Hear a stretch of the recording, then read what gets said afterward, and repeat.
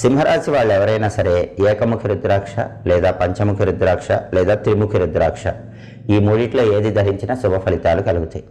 కన్యారాశి వాళ్ళు చతుర్ముఖి లేదా పంచముఖి లేదా త్రయోదశముఖి ఈ మూడిట్లో ఒక రుద్రాక్ష ధరించాలి. త్రయోదశముఖి అంటే 13 ముఖాల రుద్రాక్ష అని అర్థం.